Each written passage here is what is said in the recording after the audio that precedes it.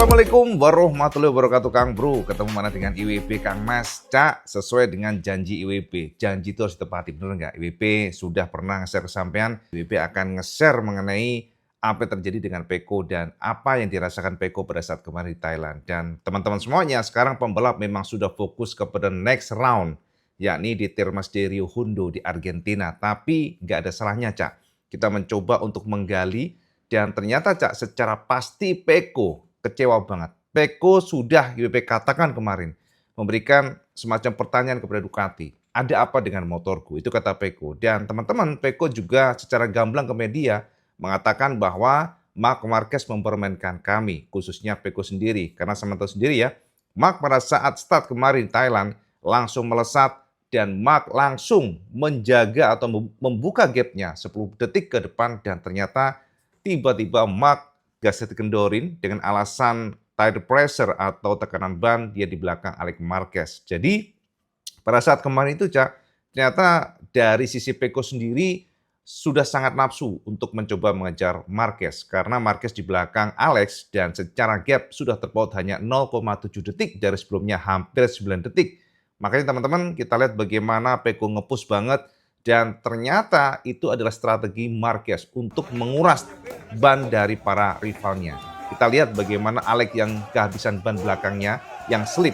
Dan akhirnya pada the end of the lap, pada 3 lap terakhir, Marc langsung menggedor dan hilang dari pandangan. 2,3 detik di depan Peko dan juga Alex Marquez. Ini adalah sebuah kondisi di mana akhirnya secara pasti Peko Bagnaia mengatakan bahwa Marquez mempermainkan kami. Itu kata Peko. Bahkan Tardozi juga mengatakan jika Marc mau maksudnya, maka Marc Marquez ini sebenarnya dari pertama sudah bisa nge-push hilang dari pandangan.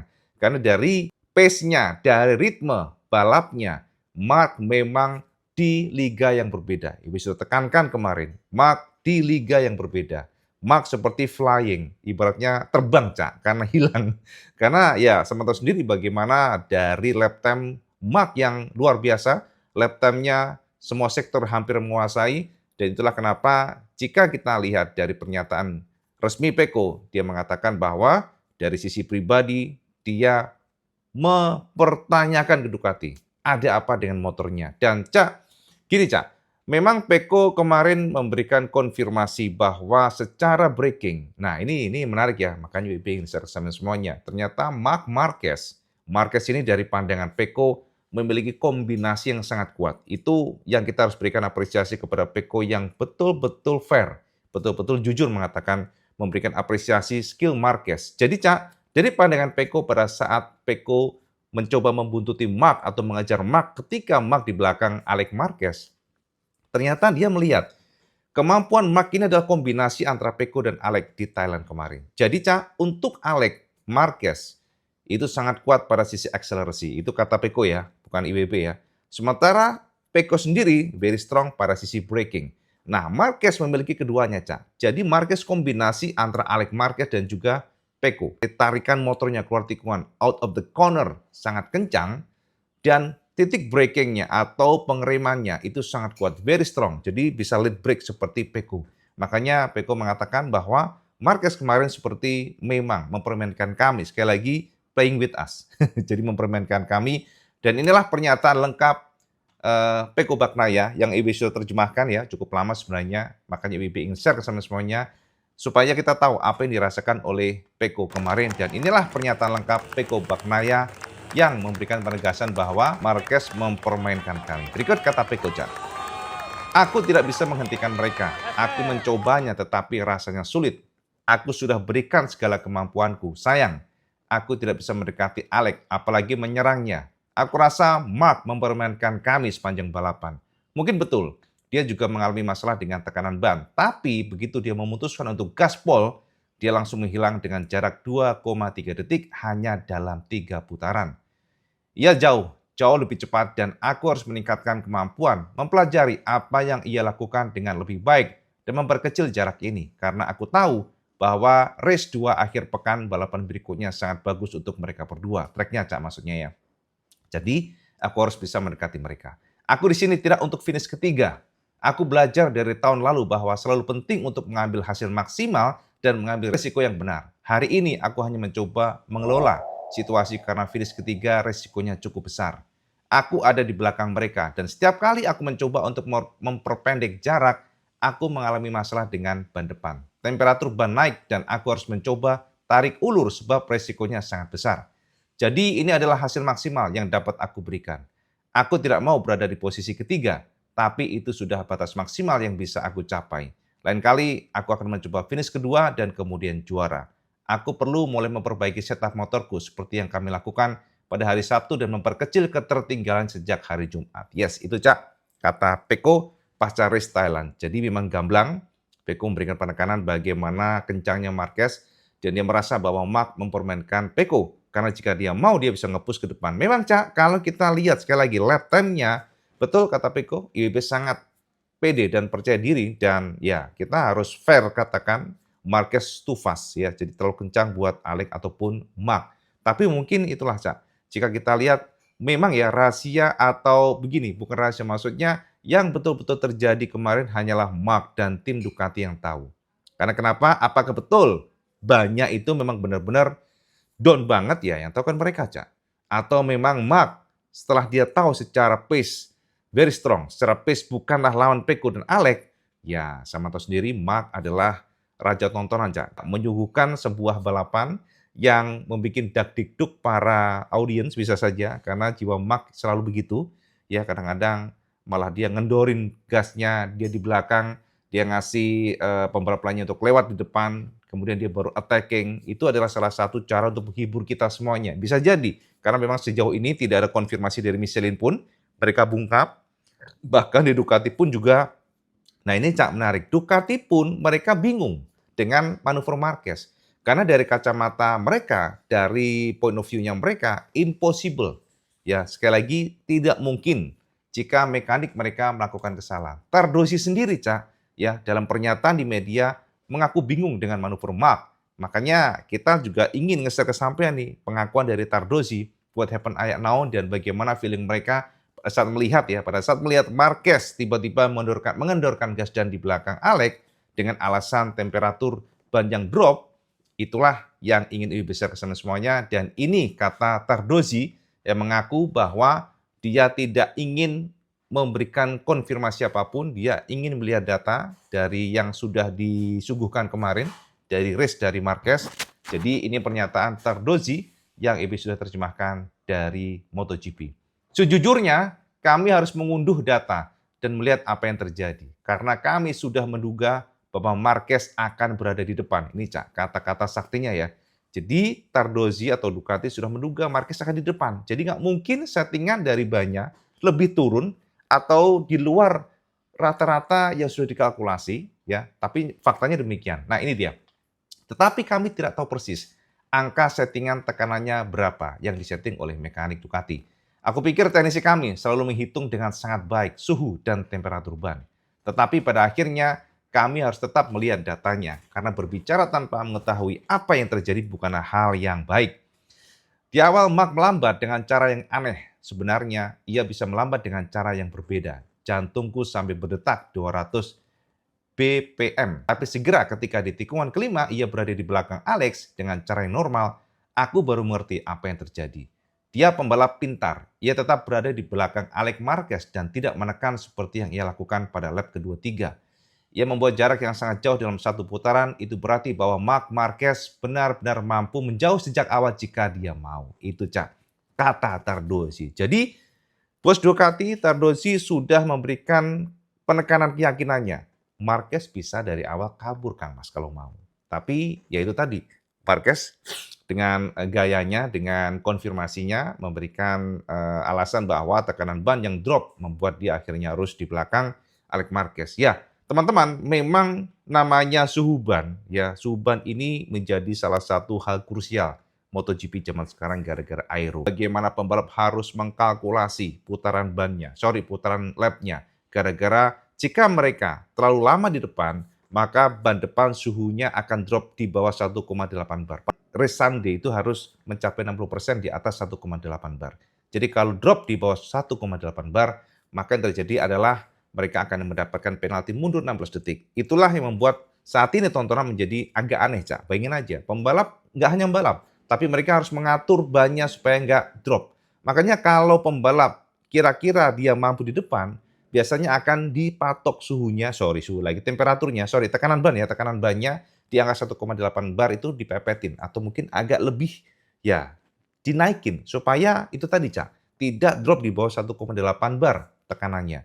Tapi menjadi masalah adalah ketika pembalap start dan tiba-tiba melakukan kesalahan dan dia di belakang pembalap lainnya, itulah menjadi pangkal permasalahan. Karena ketika disetting pada tekanan 1,8 bar dan dilalah dari kalkulasi mekanik, taruhlah dia akan di depan dan temperatur atau tekanan ban akan terjaga di angka itu, tapi jika di belakang pembalap lain maka potensinya akan naik tekanan bannya dan itu akan membuat handling motor berubah total. Karena teman-teman harus tahu ketika tekanan bannya di atas 1,8 bar terus-menerus maka pembalap akan merasakan handling ataupun stability motor akan terganggu. Itu, Cak, yang menjadi masalah. Makanya teman-teman saat ini kalau kita ngomongin ban selalu sangat complicated dan rumit dan itulah kenapa IWB juga ingin share ke sampean semuanya kabar terbaru yang paling hot di mana ternyata Michelin per 2027 sudah ditendang dari MotoGP. Nah, ini adalah hot news walaupun mungkin sampean pasti udah tahu, IWB tahu, tapi IWB ingin bahas ke sampean semuanya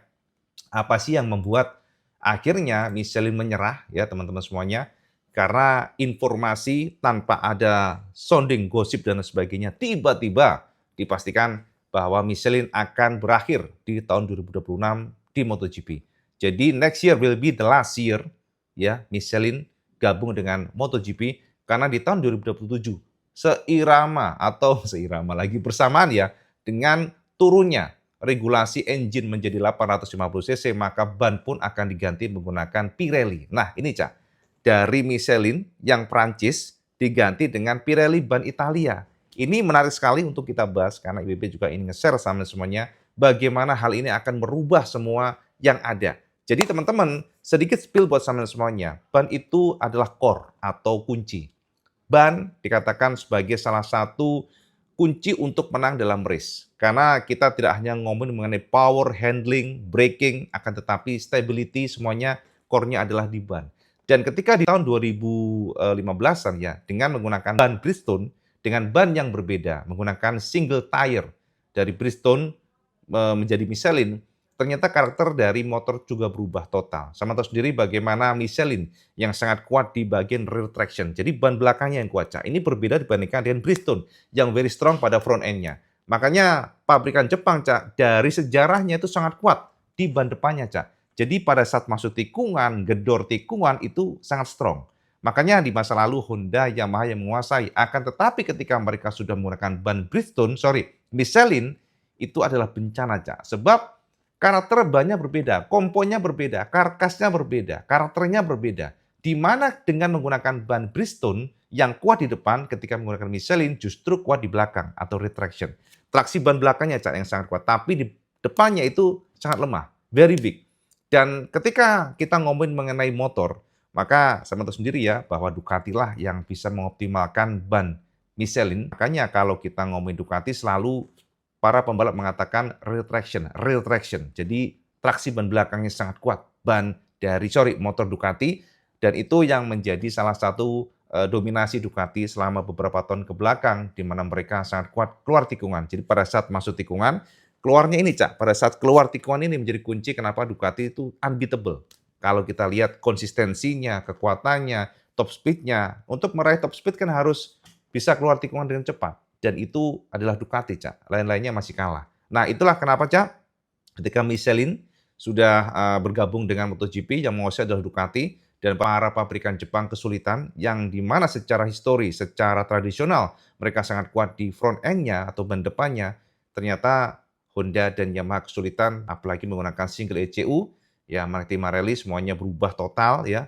Jadi ibaratnya ya software ini membuat secara kemampuan handling berubah, traksi kontrolnya berubah, dan kata Valentino Rossi, bahkan Rossi pernah mengatakan di masa lalu, ketika menggunakan ECU Martinelli itu seperti motor Yamaha ya, seperti mundur 10 tahun ke belakang. Jadi karakternya berbeda, tidak bisa kuat seperti sebelumnya, handlingnya tidak senurut sebelumnya, traksi kontrolnya nggak cerdas sebelumnya, dan itu yang menjadi kelemahan dari pabrikan Jepang di masa lalu. Walaupun sekarang sudah improve ya, kayak Eci Umar Ngetti Marelli juga sudah semakin bagus sekarang sudah makin oke, akan tetapi tetap ya karakter ban belakang adalah kunci dari ban Michelin. Dan teman-teman, ternyata sepak terjang Michelin akan berakhir tahun depan.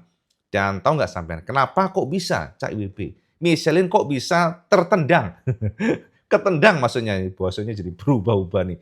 Bagaimana bisa Michelin yang ya sangat kuat, tapi tiba-tiba kena tendang? Jadi Cak, Michelin ini adalah sebuah ban yang bagus. Kita tidak bisa pungkiri itu Cak. Michelin walaupun katanya lemah di bagian depan, dan jika pembalap nge-push banget di bagian depan, sangat mudah lost traction. Ya, jadi sangat mudah lah crash gitu ya, dengan menggunakan front end-nya. Jadi para pembalap atau tim selalu mengoptimalkan bagian belakang dan tidak boleh nge-push banget di bagian depan. Ternyata memang Michelin ini berhasil memecahkan banyak rekor. Tentu tidak hanya ban ya, karena kan aero, elektronik semakin sempurna. Akan tetapi secara general, kita harus akui Michelin banyak memecahkan rekor-rekor yang tidak dilakukan di masa lalu. Akan tetapi, Cak, kemampuan Michelin ini dari kacamata kita sebagai pemerhati MotoGP memang tidak sempurna. Artinya begini, Cak. Yang pertama, nah IWB ada beberapa catatan yang sudah IWB catat di sini, Cak. Jadi yang pertama, yang menjadi penegasan, kenapa sih Michelin ini kok kayaknya ya kurang gitu ya. Jadi Cak, kalau dari kacamata kita ya, performa Michelin ini walaupun sangat kuat ya, very strong karena mereka berhasil memecahkan rekor-rekor, akan tetapi untuk range kekuatannya itu sempit, Cak. Itu yang pertama. Kenapa sih kok para tim diatur supaya tekanan bannya tidak boleh di bawah 1,8 bar all the time. Jadi harus di atas itu. Karena memang informasi dari para pembalap ketika ban drop di bawah ya dari 1,8 bar akan mengancam safety. Kita belum tahu apakah maksudnya akan meledak, kita nggak tahu. Ataukah akan terjadi yang namanya kegagalan handling, kita juga belum tahu. Karena memang sejauh ini pembalap menghindari supaya tekanan bannya tidak terlalu tinggi. Karena ketika ditinggiin, Cak, ternyata handling motornya itu berubah total. Jadi motor jadi nggak memiliki kekuatan untuk traksinya. Jadi traksinya tuh gimana ya, mengeras ya. Ban itu mengeras saja. Jadi sangat mudah mengeras, komponnya berubah, karakternya. Kenapa para pembalap lebih suka untuk menurunkan tekanan bannya supaya di bawah 1,8 bar, tapi dari kacamata Michelin ini berbahaya. Itulah kenapa ada aturan regulasi yang memberikan penekanan bahwa pembalap tidak boleh menggunakan bawah 1,8 bar tekanannya. Jadi harus sesuai dengan yang sudah direkomendasikan ya. Jadi kalau keras nggak apa-apa, tapi kalau di bawah itu tidak boleh. Karena ya safety katanya. Kita menganggap ini adalah satu hal kelemahan. Karena bagaimana bisa ya, kok pembalap yang race harus diatur sedemikian rupa temperatur atau tekanan bannya. Jadi memang ini berhubungan temperatur naik, tekanan ban pasti akan naik. Jadi kalau kita mau temperatur kadang-kadang kebolak-balik nih, soalnya memang temperatur berhubungan dengan tekanan ban. Temperatur naik, maka tekanan ban akan naik. Tapi temperatur dingin, maka tekanan ban akan turun. Makanya Marquez kemarin, kenapa dia di belakang Alex Marquez? Karena dia di depan terus ternyata suhu bannya drop, ban depannya, dan itu membuat bar indikator untuk tekanan bannya langsung drop. Jadi memberikan sinyal ya, tekanan banmu dingin nih. Tekanan banmu turun nih, 1,8 bar all the time nih, terus menerus nih. Jadi Marquez sempat mencoba untuk masuk ke tikungan dengan sangat agresif, mengerem keras tapi nggak berhasil, tetap drop suhunya sehingga dia memutuskan di belakang Alex Marquez. Itu Cak, kelemahan dari Michelin. Yang kedua, karetnya Cak, memang nggak konsisten. Jadi kalau kita lihat beberapa balapan di masa lalu ya sama tahu sendiri ya, pernah Pecco komplain, Jorge Martin komplain, bagaimana ban yang secara spek sama, taruhlah gitu ya menggunakan ban soft gitu ya, sama-sama soft. Tapi karakternya berbeda. Satunya bisa merasakan terlalu lunak, satunya lagi merasakan bahwa sudah cakep banget, tapi satunya juga merasakan bahwa ternyata ban ini tidak konsisten. Jadi gripnya kurang. Itu, Cak. Bahkan sama tahu sendiri kemarin Pecco menggunakan tipe ban hard untuk di sprint race. Ini gila. Ini aneh. Ban depannya menggunakan tipe keras, kompon ban depannya. Sementara Marquez menggunakan tipe soft. Dan bahkan kabarnya dari informasi Pecco, kenapa dia menggunakan tipe ban yang keras pada saat sprint, yang notabene harusnya ya menggunakan tipe soft, mengingatkan hanya 12 putaran. Tapi ternyata Pecco mengeluh bahwa ketika dia menggunakan tipe soft, yang dirasakan adalah motor ini terlalu lembut posisinya. Pada saat hard braking, ada pergeseran. Jadi ada slip yang membuat dia akhirnya nyaman dengan ban keras.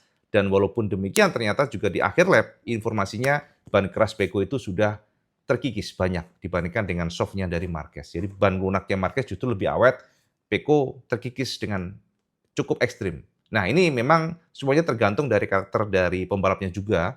Tapi ingat, Cak, Peko adalah pembalap yang memiliki manajemen ban luar biasa. Jadi nggak make sense kalau kita menyalahkan Peko, tapi bisa juga settingan dari motornya. Nah, itu semuanya yang tahu hanya Ducati, tapi yang jelas kita ngomongin ban dan dari kacamata kita fix. Secara konsistensi karet, Michelin ini kurang. Itu, Cak, ya.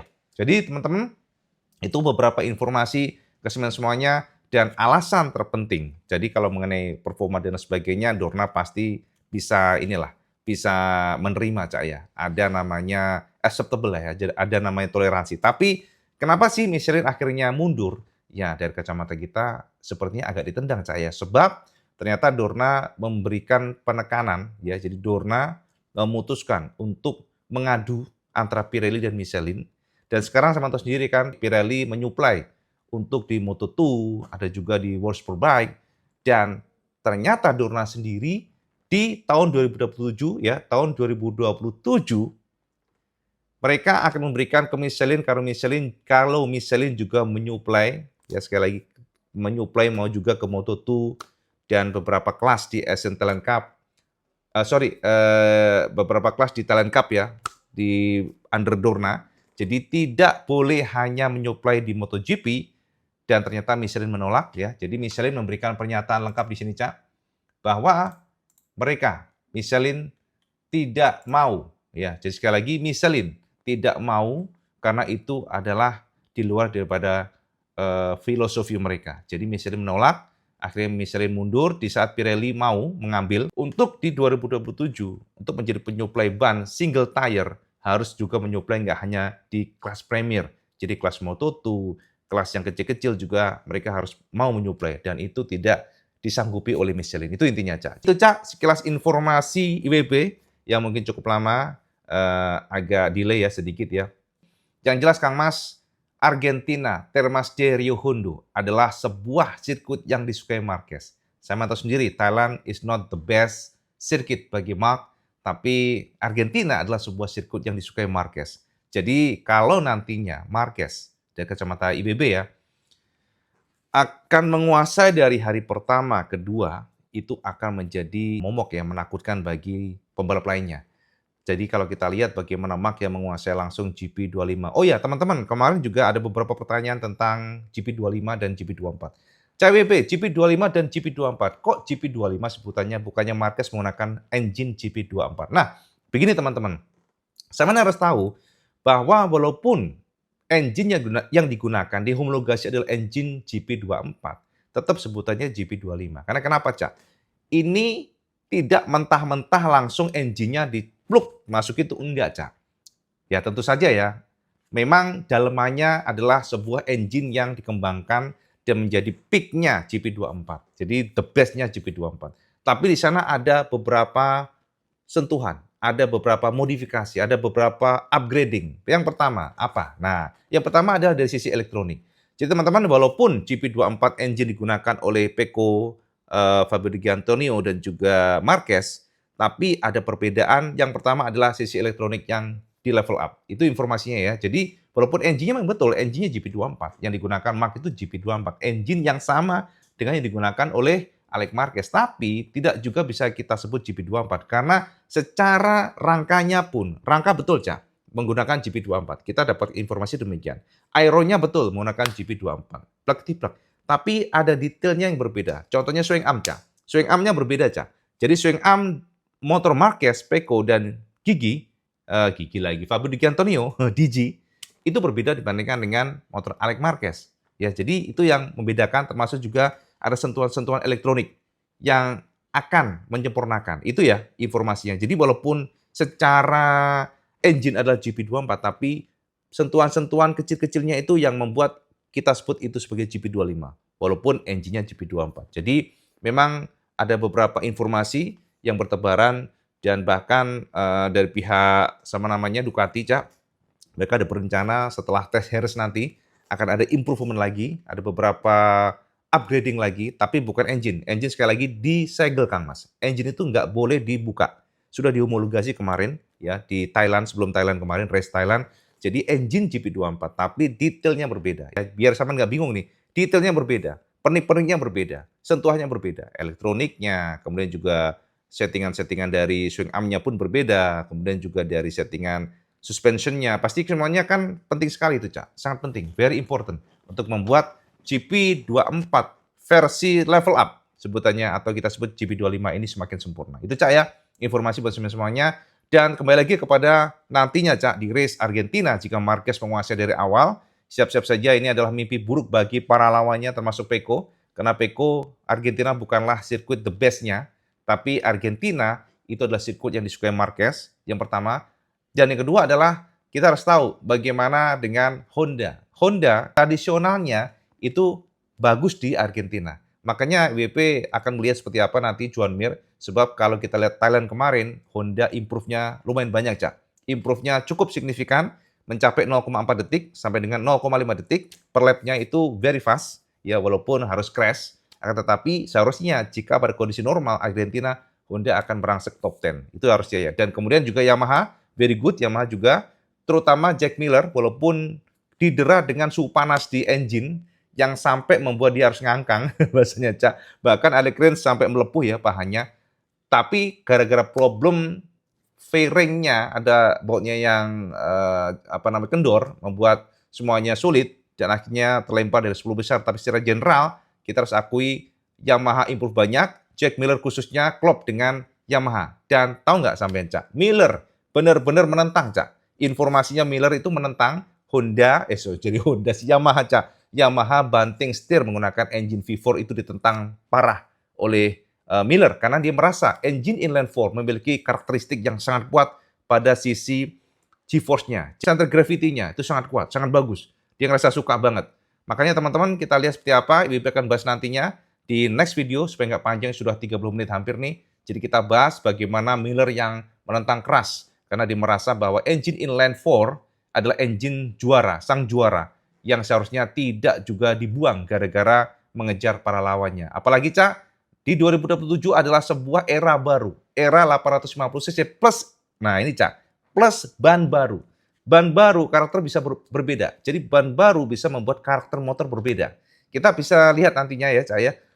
Kita berharap sih Pirelli nanti akan kuat pada front end-nya. Itu akan membuat semua berubah, Cak. Bahkan Ducati pun akan merubah semuanya. Karena kita tahu Ducati sangat strong di bagian belakang, ban belakang traksinya. Sementara kalau untuk Michelin mungkin cocok, tapi di Pirelli kita belum tahu. Kita pengen lihat dulu seperti apa. Jadi 2027 adalah era baru, era yang memiliki hope, ya, memiliki harapan. Jadi mereka memiliki harapan besar di tahun 2027, pabrikan Jepang akan bangkit dan itu akan membuat sebuah tontonan yang tentu kita nggak sabar untuk menontonnya. Itu aja, Cak, ya, update IWP tentang MotoGP hari ini. Sebelum cerahkan semuanya dan sekarang semuanya komen, Cak. Sama setuju nggak dengan pernyataan dari Pecco bahwa Marquez mempermainkan kami? Sama setuju nggak? Semuanya komen di bawah. Dan seperti biasa, kalau semuanya suka video ini, like, share, dan subscribe. Ojo lali, Cak. Sampai sholat 5 waktu karena itu yang paling penting, Kang Mas. Jangan pernah ditinggalkan. Assalamualaikum warahmatullahi wabarakatuh. Salam sekedas.